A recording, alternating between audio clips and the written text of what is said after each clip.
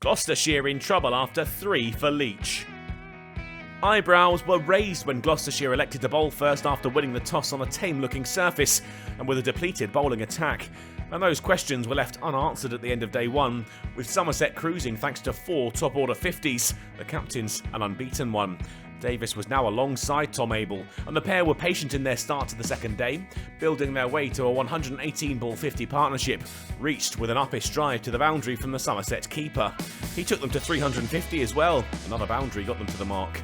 But Wheel finally brought his innings to an end, caught behind for 37, the score now 361 for 5. Lewis Gregory needed just 1 ball to get his eye in. The second he faced, sumptuously launched down the ground for 6 runs.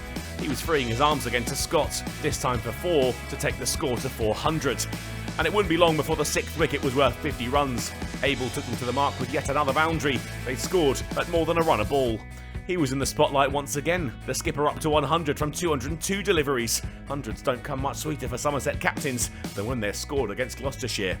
Almost in celebration, Gregory lifted the very next ball over the ropes for 6. Somerset starting to run away with it now.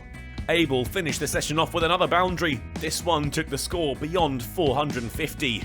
Lunch taken soon after. Gregory was back clearing the fences after the break. Chappell dug one in short, but the all-rounder helped himself, and in the process moved to 50 off 52 balls, and the 6th wicket was worth 100.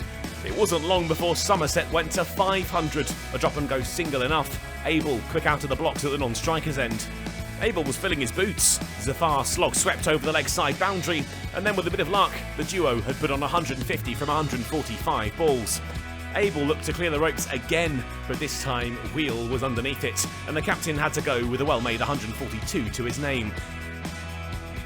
That did little to put Gregory off, dishing out the punishment, and now looking to go to 3 figures himself. He got as far as 89, Overton on strike, 2 taken easily, the 3rd though was a risk, and it didn't pay off. Gregory left short as he scrambled to make up his ground.